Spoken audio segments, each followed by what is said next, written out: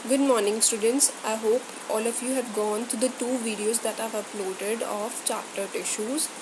If you're facing any problem, please do communicate and please tell me if you're facing any kind of problem, okay? So, we were discussing about plant tissues, जिसमें हमने 2 type के plant tissues पढ़ लिए थे. एक तो हमने पढ़ा था मेरिस्मेटिक टिश्यू. मेरिस्मेटिक टिश्यू में हमने क्या पढ़ा था, जो डिवाइडिंग टिश्यूज़ होते हैं वो क्या होते हैं, मेरिस्मेटिक टिश्यूज़. और उसको हमने 3 पार्ट में डिवाइड करवाया था, एपिकल मेरिस्टेम, इंटरकैलरी मेरिस्टेम, ठीक है, और लेटरल मेरिस्टेम, ठीक है. और हमने पढ़ा था क्या है, नेक्स्ट हमने पढ़ा था कि एपिकल वाला तो टिप्स पर होता है, जो हमने देखा, आप यहाँ देख रहे हैं डायग्राम में, एपिकल कहाँ है, टिप्स पर है, और टिप ऑफ ग्रोइंग स्टेम या रूट पर है, और वो लेंथ बढ़ाता है. जबकि ब्रॉड गर्थ क्या होता है, ब्रॉडनेस, वो किस वजह से होती है, लेटरल मेरिस्टेम, जिसको हम कैम्बियम भी बोलते हैं, याद रखिए, जिसको हम क्या बोलते हैं, कैम्बियम भी बोलते हैं. और इंटर कैलरी जो मिड में होती है वो नियर नोड थी, ठीक है. इंटर कैलरी मेरिस्टेम जो हमने सबसे पहले क्या पढ़ा है, हमने प्लांट टिश्यूज़ पढ़ रहे हैं. प्लांट टिश्यूज़ में हमने 2 टाइप के प्लांट टिश्यूज़ पढ़े हैं. एक तो हमने अभी सिर्फ इतना किया है कि जो डिवाइडिंग टिश्यूज़ होते हैं उनको मेरिस्मेटिक टिश्यूज़ बोलते हैं, ठीक है. और वो 3 टाइप के होते हैं. एपिकल वाला जो टिप्स पे होता है, सबसे नीचे होता है लेटरल मेरिस्टेम, जो गर्थ ब्रॉडनेस बढ़ाता है, जिसको हम कैम्बियम भी बोलते हैं. और इंटर कैलरी क्या होता है, नियर द नोड्स होता है, ठीक है. उसके बाद हमने किया था परमानेंट टिश्यूज़. जब मेरिस्मेटिक टिश्यू डिवाइड करना बंद कर जाते हैं, जिनकी परमानेंट शेप और परमानेंट साइज अटेन कर लेते हैं, तो उनको क्या बोलते हैं, परमानेंट टिश्यूज़ बोलते हैं. अब इसके टाइप हम सिंपल परमानेंट, फर्स्ट टाइप था सिंपल परमानेंट, जिसमें हम पढ़ रहे थे पैरेन्काइमा हमने पढ़ लिया था, जिसमें क्या था, स्पेसिस थी काफ़ी ज़्यादा. और पैरेन्काइमा में हमने पढ़ा था अगर क्लोरोफिल हो तो क्लोरेन्काइमा बोलेंगे, और एक्वेटिक एनिमल में उसे एरेन्काइमा बोलेंगे, क्योंकि उसमें बहुत सारी एयर होती है. और फिर आज हमने करना है फ्लेक्सिबिलिटी. याद कीजिएगा, कॉलेनकाइमा में देखो, एक हमने किया पैरेन्काइमा में हमने क्या पढ़ा, जिसमें इंटरसेलुलर स्पेस ज़्यादा होती है. अगर उसमें क्लोरोफिल तो उसको क्लोरेन्काइमा बोलते हैं. अगर उसमें एयर हो, एक्वेटिक प्लांट्स में जो होता है, उसको एरेन्काइमा बोलते हैं. फ्लेक्सिबिलिटी किसकी वजह से होती है, कॉलेनकाइमा की वजह से होती है, ठीक है. और क्या होती है, वो बेंडिंग की वजह से आती है, मतलब काफ़ी मैकेनिकल सपोर्ट देता है. कौन, हमारे पास कॉलेनकाइमा, ठीक है. आज हम इसका यानी सिंपल परमानेंट टिश्यूज़ का नेक्स्ट पार्ट पढ़ेंगे. नेक्स्ट आता है येट अनदर परमानेंट टिश्यू जो हम पढ़ेंगे, स्क्लेरेन्काइमा. अब हम पढ़ेंगे स्क्लेरेन्काइमा. अब स्क्लेरेन्काइमा में हमारा आज का टॉपिक है सिंपल परमानेंट में थर्ड टाइप, स्क्लेरेन्काइमा. अब इसमें हम पढ़ रहे हैं, it is a tissue which makes the plant hard and stiff. अब आप देखते हैं प्लांट हार्डनेस किसकी वजह से, अभी हमने पढ़ा फ्लेक्सिबिलिटी किसकी वजह से है, कॉलेनकाइमा में. अब क्या है, हार्डनेस किसकी वजह से है, स्टिफ. प्लांट खड़ा रहता है इतना, आप देखेंगे कभी कभी प्लांट बहुत पतला होता है फिर भी वो आराम से खड़ा होता है. क्यों, क्योंकि वो प्लांट हार्ड और स्टिफ है. क्यों, क्योंकि उसमें स्क्लेरेन्काइमा है. अब नेक्स्ट हमने पढ़ा है, we have seen husk of coconut. आपने कोकोनट देखा होगा, उसके अराउंड हस्क सी होती है ना, आपने ज़रूर देखी होगी. तो क्या है, वो किससे बनी होती है, स्क्लेरेन्काइमटस टिश्यू. तभी देखते हैं कि कोकोनट कितना हार्ड है, ठीक है. नेक्स्ट आता है, cells of this tissues are dead. हमने पढ़ा था कि most of the tissues of cells are dead, पर हमने ये चीज़ पैरेन्काइमा और कॉलेनकाइमा में नहीं थी. उनके टिश्यूज़ कैसे थे, लिविंग थे, बट इसके टिश्यूज़ कैसे हैं, डेड हैं. Next, they are long and narrow as walls are thicken due to lignin. अब क्या है, इसकी जो वॉल्स हैं वो क्या है, थिक है स्टूडेंट्स, ब्रॉड है, ठीक है. जैसे मैं आपको डायग्राम में दिखाऊं, आप ये देखिए, ये वाले थिक लिग्निन वॉल्स हैं, ठीक है.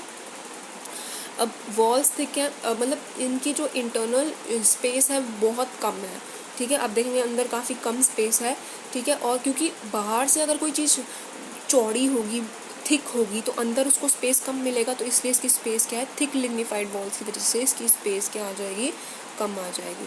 अब देखिए, यही चीज़ मैं बता रही थी आपको, these walls are so thick that there is no internal space inside the cell, ठीक है. ये वॉल्स क्या है, मतलब इंटरनल स्पेस इनमें है ही नहीं, ठीक है। और ये टिश्यू कहाँ होते हैं, स्टेम्स में होते हैं अराउंड वस्कुलर बंडल्स। अब ये वस्कुलर बंडल क्या होता है, मैंने आपको पहले भी बताया हुआ है, जाइलम और फ्लोएम। ठीक है, जाइलम और फ्लोएम को ही कलेक्टिवली वस्कुलर टिश्यू बोलते हैं। और बीच में जो एक लेयर होती है वो क्या होती है, कैम्बियम। कैम्बियम मैंने क्या बताया, लेटरल मेरिस्टेम, जो हम पढ़े थे अभी। ठीक है, उसके बाद टिश्यू कहाँ होता है, स्टेम्स में होता है अराउंड वस्कुलर बंडल्स। और कहाँ होता है, वेन्स ऑफ द लीफ में। लीव्स की जो ये वेन्स होती हैं आपने देखी होगी, इन वेन्स में क्या होता है आपका स्क्लेरेन्काइमा, जो उसको हार्ड करता है। And in hard covering of seed and nut, hard है तो हार्डनेस तो ये वैसे ही प्रोवाइड कर रहा है, सीड की हार्ड कवरिंग में भी ये होता है। It provide strength to plant parts, ये स्ट्रेंथ देता है। अब देखिए हमने क्या किया है, सबसे पहले स्क्लेरेन्काइमा में हमने पढ़ा है कि ये हार्डनेस इम्पार्ट करता है। ठीक है, और ये हस्क ऑफ द कोकोनट में होता है। आप देखिए कितना हार्ड होता है और नॉन लिविंग है वो, और इसके जो टिश्यूज़ हैं वो डेड हैं। ठीक है, और लॉन्ग और नैरो वॉल्स, अगर इनकी वॉल्स बाहर की थिक हैं तो अंदर क्या हो जाएगा, स्पेस कम हो जाएगा। तो इसकी इंटरनल स्पेस बहुत कम है, ऑलमोस्ट देयर इज़ नो बोला हुआ है। ठीक है, और ये कहाँ होते हैं, स्टेम्स में अराउंड वस्कुलर बंडल्स, जिसमें जाइलम और फ्लोएम होते हैं। अभी हमने पढ़ा ना, ये देखिए यहाँ हमने पढ़ा ये इंटर कैलरी वाला,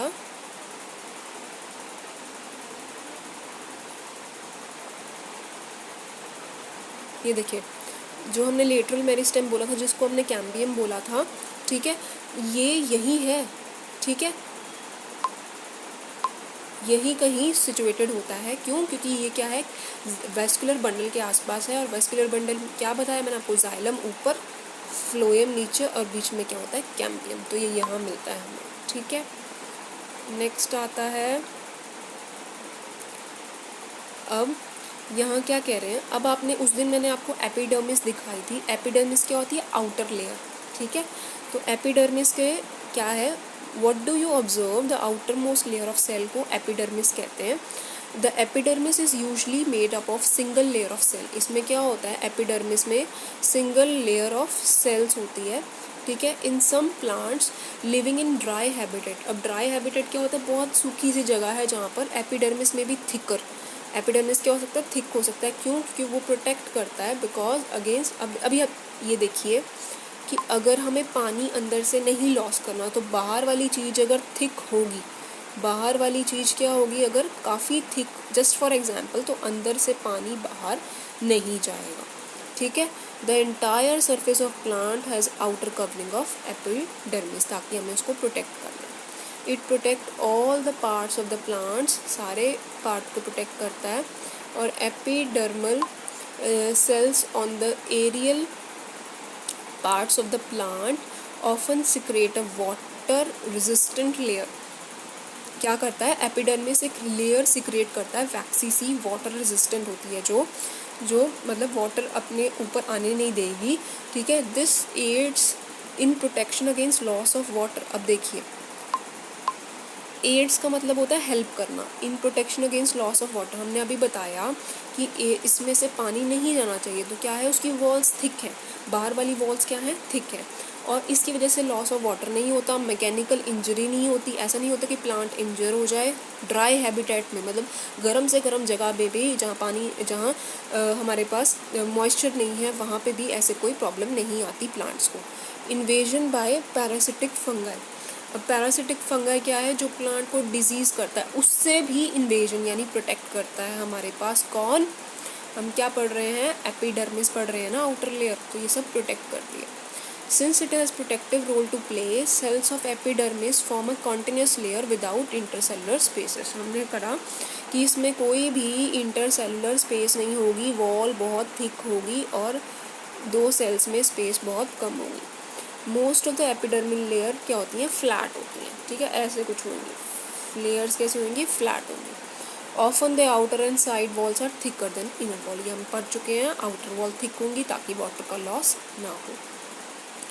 We can observe small pores here there is in the epidermis of the leaves। अब ये बहुत इंपॉर्टेंट पॉइंट है। और इस स्मॉल पोर्स को, पोर क्या होता है स्टूडेंट्स, थोड़ी सी जगह, ठीक है, होल्स होते हैं जैसे, तो पोर्स होते हैं कहाँ पर, एपिडर्मिस पे, यानी upper layer of the leaf पे पोर्स होते हैं। उन पोर्स को हम बोलते हैं स्टोमेटा। क्या बोलते हैं, स्टोमेटा।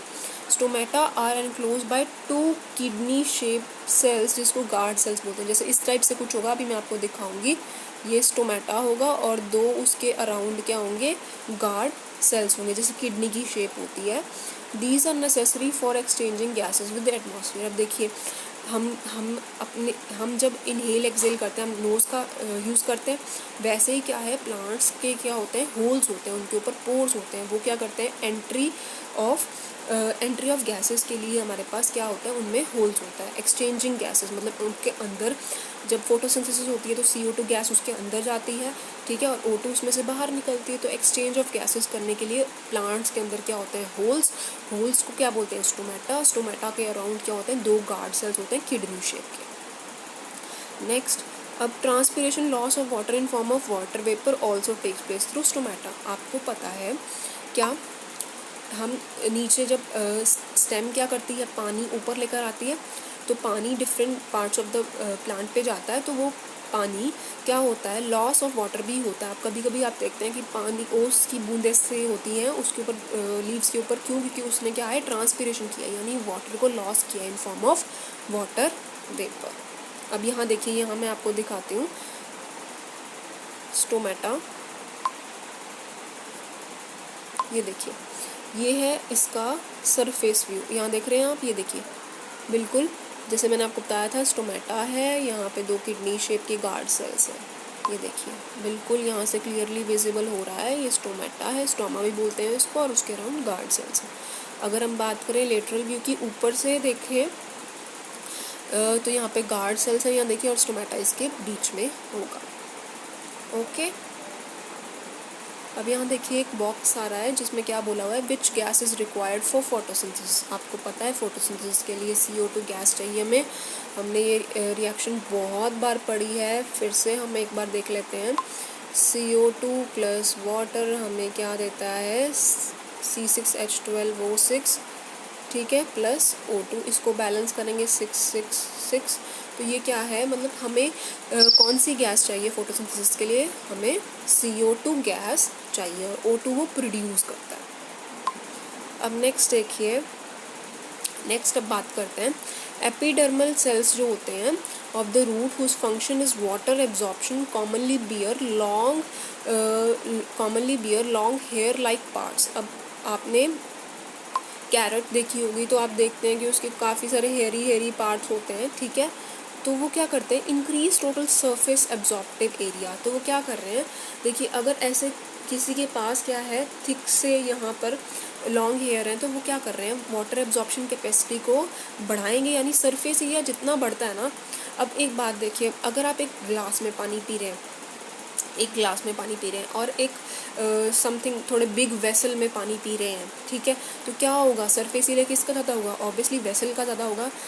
अब पतीला समझ लीजिए, या कुछ भी जिसको आप हिंदी में बोलते हैं, ठीक है, आप उसमें पानी पी रहे हैं और एक गिलास में पानी पी रहे हैं, तो सरफेस एरिया है वो एक गिलास पानी, बट सरफेस एरिया किसका ज़्यादा है, उस वेसल का ना।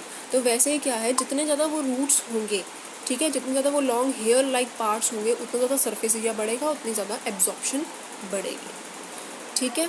इसके बाद देखिए, in some plants like desert plants, जो अभी हमने पढ़ा था, जहाँ पे क्या है, ड्राई हैबिटेट होता है, epidermis has thick wax coating of cutin. अब क्या है, उसके अराउंड क्या होता है, थिक उसके पास क्या होती है, वैक्स कोटिंग होती है, जिसको हम क्या बोलते हैं, क्यूटिन बोलते हैं, ठीक है। क्यूटिन क्या होता है, chemical substance with waterproof quality on the surface. अभी हमने यही चीज़ पढ़ी थी, एपिडर्मिस के ऊपर क्या है, वो वैक्सी सा लिक्विड सिक्रेट करती है, जो क्या होता है, वाटर रेजिस्टेंट होता है। अब ये यहाँ देखिए, वही बोला, उसका नाम आज आ गया है, अब क्यूटिन बोल दिया उसको, वाटरप्रूफ क्वालिटी यानी वाटर रेजिस्टेंट हो गया, ठीक है।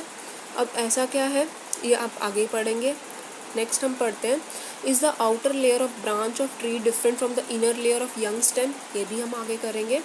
अब देखिए, as the plant grow older the outer protective layer undergo sudden changes. जैसे जैसे प्लांट बढ़ता है, आउटर लेयर में भी क्या आता है, चेंजेस आते हैं, ठीक है।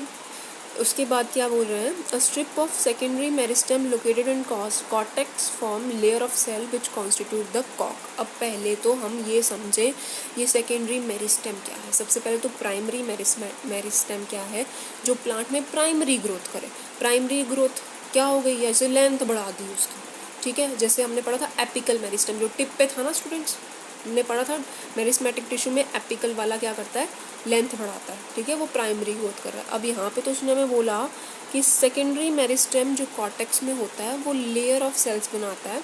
कॉर्टेक्स क्या है, एपिडर्मल, ठीक है, और वस्कुलर टिश्यू के बीच में। एपिडर्मिस आपने पढ़ा अभी, आउटर लेयर। वस्कुलर टिश्यू क्या है, जाइलम और फ्लोएम है, जहाँ पे उसके बीच की, ये देखिए, ये रहा, ये डायग्राम में देखिए, ये ऊपर वाली लेयर क्या होती है, सबसे ऊपर वाली लेयर क्या होती है, एपिडर्मिस, ठीक है। ये वाली, यहाँ वाला क्या है, जाइलम फ्लोएम, जिसको हम वस्कुलर बंडल कहते हैं, उसके बीच में कॉर्टेक्स आएगा, ठीक है। तो अब उसने क्या बोला कि सेकेंडरी मेरिस्टेम जो कॉर्टेक्स में है form a layer of cell which constitute the कॉक। ये देखिए, ये रही, ये क्या है, कॉक सेल्स बोलेंगे आप इसको, ठीक है।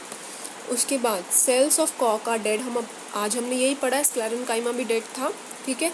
तो कॉक डेड है और कम्पैक्टली अरेंज। कॉम्पैक्ट क्या होता है स्टूडेंट्स, बहुत पास है, मतलब उसमें इंटरसेलुलर स्पेस नहीं है, विदाउट इंटरसेलुलर स्पेस, ठीक है।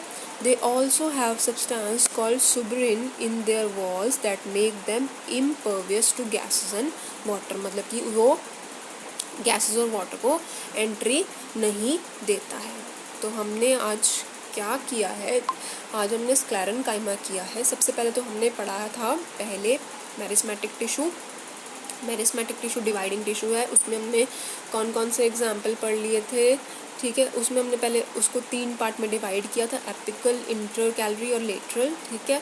फिर हमने क्या किया आज, उसको दो परमानेंट, एक था मेरिस्मेटिक टिश्यू, दूसरा था परमानेंट। परमानेंट में हमने पढ़ा जो परमानेंट शेप एक्वायर करते हैं जब मेरिस्मेटिक टिश्यू डिवाइड करना बंद कर जाए, उसके हमने पार्ट पढ़ रहे हैं। सिंपल परमानेंट फर्स्ट पार्ट है, सिंपल परमानेंट, उसके सब पार्ट हैं, collenchyma, collenchyma, parenchyma, sclerenchyma. Sclerenchyma हम आज पढ़ रहे हैं, जो हमने पढ़ा जो हार्डनेस और स्टिफनेस इम्पार्ट करता है, उसके टिश्यूज डेड हैं, इंटरसेलुलर स्पेस नहीं है, आउटर वॉल थिक है, hard covering of the nuts वगैरह में यह अवेलेबल होता है।